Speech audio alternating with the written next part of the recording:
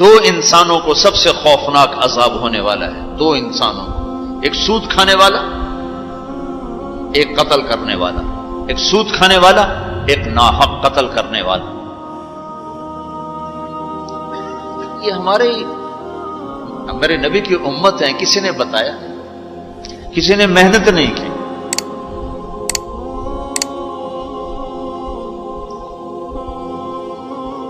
آخری حج کا خطبہ آپ نے جو دیا، ہر دفعہ یہاں سے بات شروع کی، تمہارے جان مال ایک دوسرے کے لیے قابل احترام ہے، کسی پہ ہاتھ نہ ڈال۔ میرے نبی نے کبھی زبان سے کسی کو دکھ نہیں پہنچایا، کبھی زبان سے کسی کا نام لے کر اس کو رسوا نہیں کیا۔ زبان کی لگائی ہوئی آگ ہے جو آج سارے بھڑکتے ہوئے دیکھ رہے ہیں۔ تو بھائیو، محبت سے رہنا سیکھو، معاف کرنا، درگزر کرنا سیکھو، اپنے اللہ کے سامنے جھکنا سیکھو۔ جب قومیں زوال کا شکار ہوتی ہیں، کہتی ہیں یہ فلاں کی سازش ہے، جیسے آج کل کہتے ہیں مسلمان، امریکہ کی سازش ہے، جی اصل یہودیوں کی سازش ہے۔ یہ کراچی کے بینکوں میں جو سود پہ پیسہ پڑا ہوا ہے، یہ امریکہ کی سازش ہے، یہودیوں کی سازش۔ جو رات کو شراب چلتی ہے اور مجرے ہوتے ہیں، یہ امریکہ کی سازش، یہ یہودیوں کی سازش۔ نوجوان اولاد ماں باپ کی نافرمان ہیں، یہ کسی دشمن کی سازش۔ میں ایک جگہ تھا تو ایک لڑکی اپنی ماں کو کہہ رہی تھی بکواس مت کرو، ماں کو کہہ رہی تھی بکواس مت کرو، تو اس کی ماں کے آنسو ایسے گر رہے تھے۔ یہ امریکہ کی سازش۔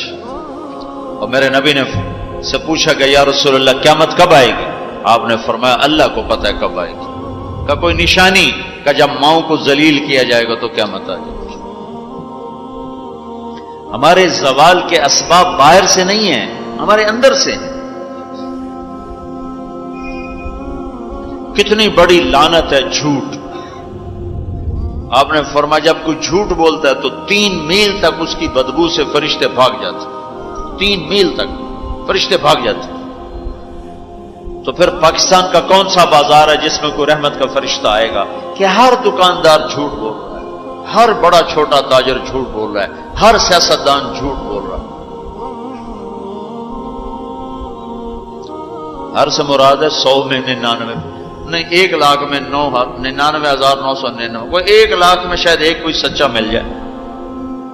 اور جس قوم میں جھوٹ اور ظلم اور خیانت پھیل جائے وہ قوم تباہ ہو جاتی۔ ان کو کسی دشمن کی ضرورت نہیں ہے، وہ اپنے دشمن خود ہیں۔ جسے نشہ کرنے والے کا کوئی دشمن نہیں، وہ اپنی ذات کا دشمن خود ہے۔ تو ہم اوروں کو الزام نہ دیں کہ یہودیوں نے سازش کر دی اور عیسائیوں نے کر دی اور امریکہ نے کر دی۔ ہم نے اسپین سے آخری ملک تھا یورپ کے سفر میں، اسپین، تو قدم قدم پہ میں رویا، قدم قدم پہ میں رویا کہ کس طرح مسلمان آپس کی لڑائی میں ختم ہو کے رہ گئے۔ کہ پاکستان اسپین میرے سامنے یوں آتے تھے، یوں آتے تھے ایسے۔ اسپین کی تاریخ، پاکستان کے حالات، اسپین کی تاریخ، پاکستان کے حالات، اسپین کے مسلمانوں کی آپس کی لڑائیاں، پاکستان کے حالات، آپس میں قتل و غارت، پھر پاکستان کے حالات۔ تو اللہ تعالیٰ نے اس طرح ان کو مٹا دیا اسپین سے کہ ایک کلمہ پڑھنے والا باقی نہ بچا۔ مسجد قرطبہ جیسا شاہکار بیچ اس کے گرجا بنا ہوا ہے، صلیبیں لٹکی ہوئی ہیں، بت پڑے ہوئے ہیں، نماز منع ہے، بورڈ لگا ہوا ہے۔ تو میں وہاں محراب کے قریب جا کے کھڑا ہو گیا اور تصور میں دیکھنے لگا کہ یہ وہ جگہ ہے تاریخ سے سبق نہ لینا بھی بڑا اندھیر پر ہے۔ یہ وہ جگہ ہے جہاں یحییٰ بن یحییٰ اندلسی کے درس ہوتے تھے، علامہ قرطبی کی تفسیر چلتی تھی، ابن عربی کے تصوف کے نکات کھولے جاتے تھے، ابن حزم کے فقہی مقالات سنائے جاتے تھے، بقی ابن مخلد جیسی شخصیات یہاں بیٹھ کے قال اللہ قال رسول کہتے۔ ننگی عورتیں پھر رہی ہیں نکریں پہنی ہوئی، وہ تو ایک ان کے لیے تفریح کی جگہ بنی۔ میں تو آنکھوں سے بھی رو رہا تھا اور دل سے بھی رو رہا تھا، اور زیادہ رونا اس پہ آ رہا تھا کہ اپنا ملک دیکھ رہا تھا کہ آج میرے ملک کے لوگوں کو ہوش نہیں ہے، وہ کیا کرنے۔ دین پہ نفرت، فرقہ واریت کی نفرت، سیاست کی نفرت، قوم کی نفرت، صوبوں کی نفرت، شہروں کی نفرت، زبان کی نفرت، کون کون سا زخم ہے جو اس جسم پہ نہیں لگا ہوا، اب کون کون سے زہریلے تیر ہیں جو اس پر نہیں چلائے گے۔ میں ایسے ہی کھڑا دیکھتا ہوں، پھر میں محراب کے پاس جا کے کھڑا ہو گیا، تو 700 سال پرانی قرآن کی آیات اب بھی اسی طرح لکھی ہوئی ہے۔ تو میں نے کہا یا اللہ، میں یہ نماز تو کوئی نہیں ہوگی، کسی کے نزدیک بھی ایسی نماز نہیں ہے، پر تو جانتا ہے کہ میں چاہتا ہوں میں اس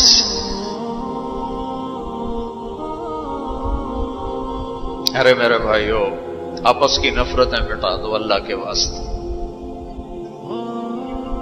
اپنی جان کے دشمن نہ بنو، معاف کرنا سیکھو، درگزر کرنا سیکھو، فرقہ واریت کی باتیں کرنا چھوڑو، تقریریں سننا چھوڑو۔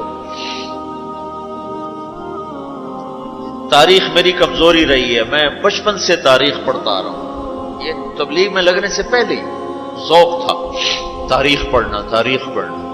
جب تبلیغ میں لگے تو مدرسے میں آ گیا تو اور پڑھنے کا لگ گیا، پھر کچھ اللہ تعالیٰ نے یاد اچھی دے دی تو جو چیز پڑھی وہ یاد رہے گی، وہ سارا تسلسل، اور میں تو ایسے بس ڈوبتا ابھرتا رہا کہ یا اللہ، آج میں یہاں اس دھرتی پہ سجدہ نہیں کر سکتا جہاں 700 سال جن اینٹوں نے سجدے کے لمس محسوس کیے، جن اینٹوں نے تیرے لاکھوں کروڑوں پیاروں کے آنسو جذب کیے، جن در و دیوار نے تیرے ہزاروں محبوب لوگوں کے واز و ارشاد سنے، جن کونوں میں تجھے یاد کرنے والے ہزاروں لاکھوں کروڑوں، انہیں روشن کرتے کرتے کرتے آج اسی زمین کے نیچے سوئے ہوئے ہیں، قرطبہ کے قبرستان پہ شہر بنا ہوا ہے، نہ کسی بادشاہ کی قبر باقی اور نہ کسی بڑے کی نہ کسی چھوٹے کی۔ میں یہاں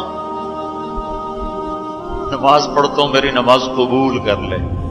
میں نے اشاروں میں نماز پڑھی، اللہ اکبر، پھر ثنا، پھر سجدہ، پھر رکوع،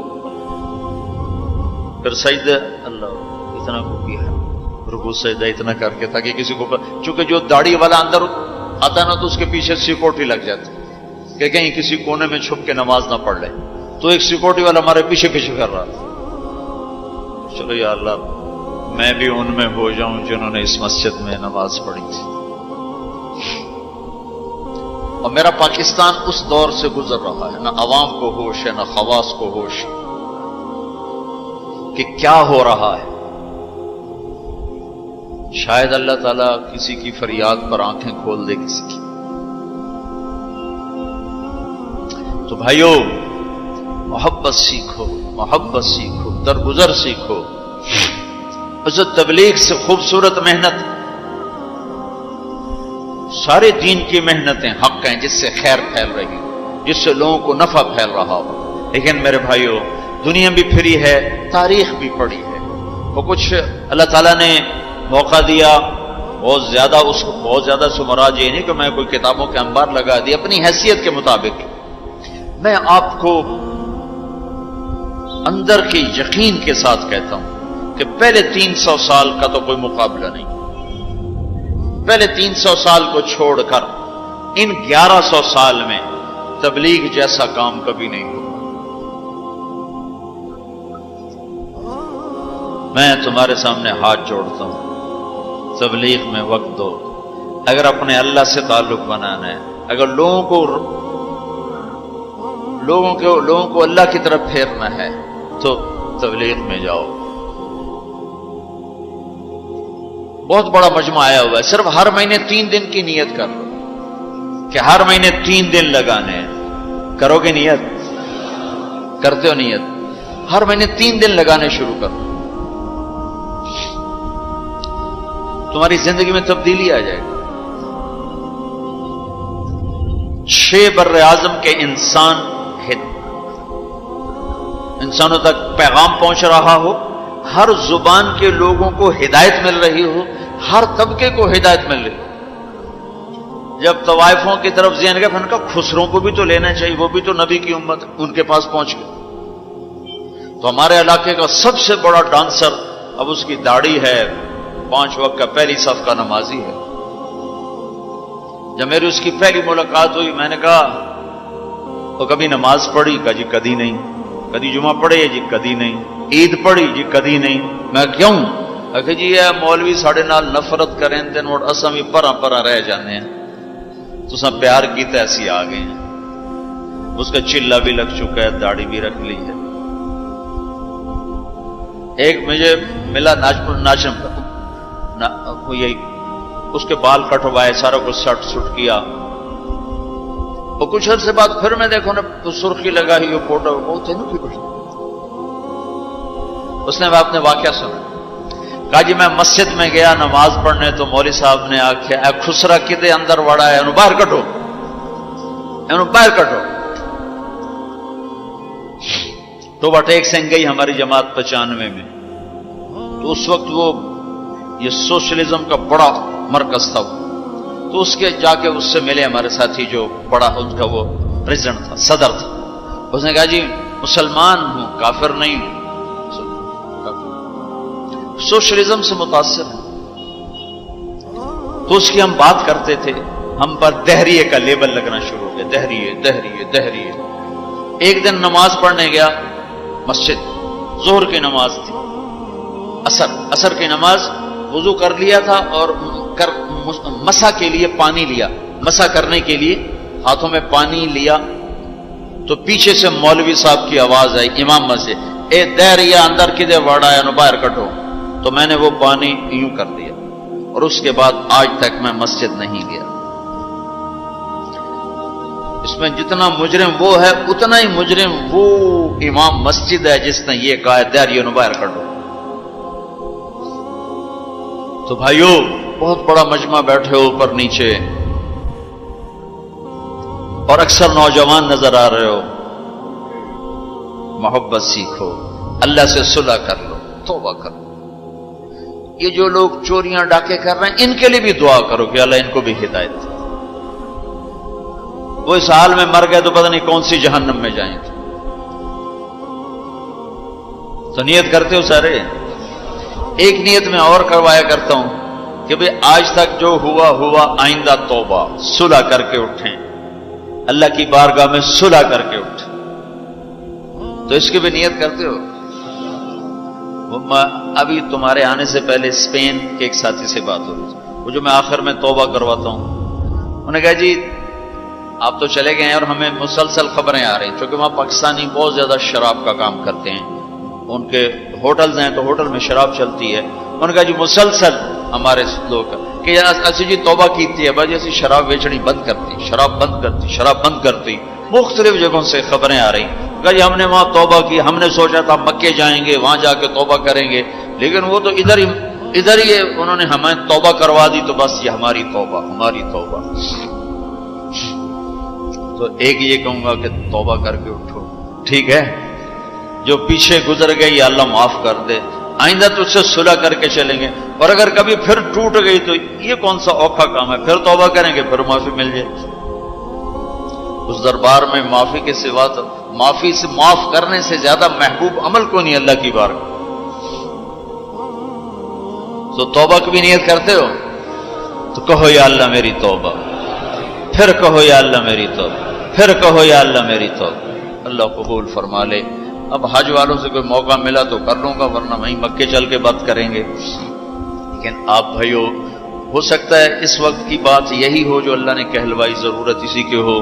میں آپ سے گزارش کرتا ہوں، محبت سیکھو، معاف کرنا سیکھو، ماں باپ کے آگے چپ رہنا سیکھو، بیوی کی کمی بیشی برداشت کرنا سیکھو، حتیٰ کہ اولاد کی کمی بیشی پر بھی ایک دم سیخ پانا ہو جاؤ، ہاتھ نہ اٹھاؤ، صبر کرو، حوصلے سے کام لو، اور ان کو پیار محبت سے سمجھاؤ۔ سہیل احمد مشہور اداکار ہے، 96 میں ہم نے اداکاروں میں بھی کام کیا تھا، تو اس وقت ہم ایک مرید کے ہماری جماعت تھی جو ہمارے ساتھ تھا، گجا مالک، مجھ سے کہنے لگا مولانا میرا باپ DSP ریٹائر، زندگی پر 1 روپیہ حرام نہیں کھایا، 1 روپیہ رشوت نہیں، اب بے تکلف ہو چکی ہے، تعلق بن چکا ہے، تو میں کہتے تو کیڑے حرام کھاتے بڑھ گئے، میں نے آگے کہا تو کیڑے حرام کھاتے بڑھ گئے، تو کیوں اس غلط کام میں چلا گیا؟ کہا جی بس کیا بتاؤں، 8ویں جماعت میں تھا، فلم دیکھنے چلا گیا، واپس آیا تو میرے باپ کو پتا چل گیا میں نے فلم دیکھی، تو اس نے پولیس والا بوٹ اٹھایا اور مار مار مار مار میرے سر سے خون نکال دی۔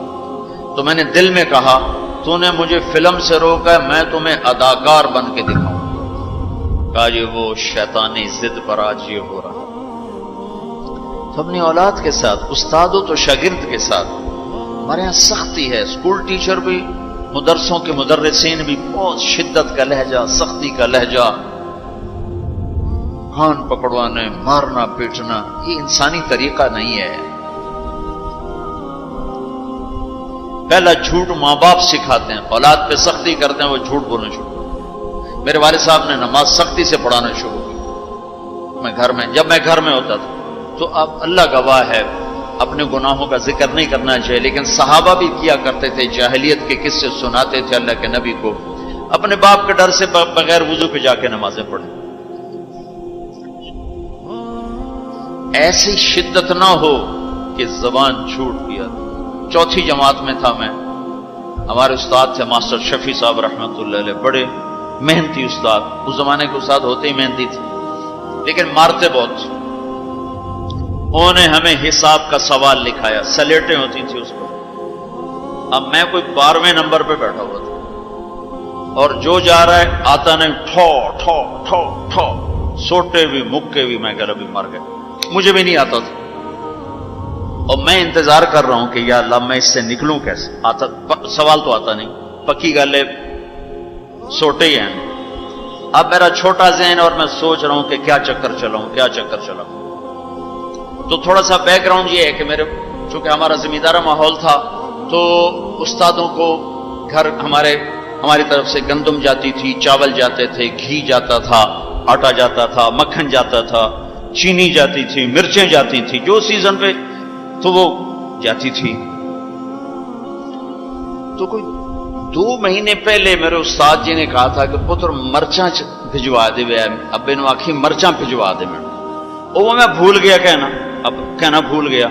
تو میں بیٹھا سوچ رہا ہوں یا اللہ جان کیسے بچاؤں، جان کیسے، وہ 2 مہینے پرانی بات یاد آ گئی۔ جب میرے سے آگے 2 لڑکے رہ گئے، اس وقت یہ سارا پچھلا کمپیوٹر کھلا، تو میں اٹھ کے گیا، میں نے کہا استاد جی ابا جی پہ آندین کل مرچاں پہنچ جا سکتے،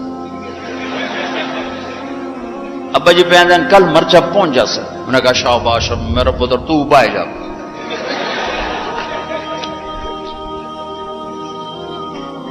یہ جھوٹ کس نے بلوایا؟ استاد نے، اس کے ڈنڈے نے، اس کی سختی نے۔ ماں باپ سے بھی کہتا ہوں، مدرسے کے علماء سے کہتا ہوں، اسکول کے ٹیچروں سے کہتا ہوں، محبت سیکھو، محبت سکھاؤ۔ اولاد سے کہتا ہوں ماں باپ کی محبت سیکھو، ان کی شدت کو برداشت کرنا سیکھو۔ بھائی سے کہتا ہوں بھائی کی برداشت کر، آپ بیٹھے ہو عورتیں نہیں ہیں تو آپ سے کہتا ہوں بیوی کی برداشت کرو، ماں کی برداشت کرو، بہنوں کی برداشت، جو بھی کوئی بلندیوں کے راستے ہیں وہ برداشت میں چھپے ہوئے۔ اور تبلیغ میں وقت دو، تبلیغ سے بڑھ کر سارے دین کے کام خیر کے ہیں جس سے لوگوں کو نفع ہو رہا ہے، لیکن جو سب سے اس وقت لوگوں کے لیے خیر بھلائی کا کام ہے وہ یہ تبلیغ کا۔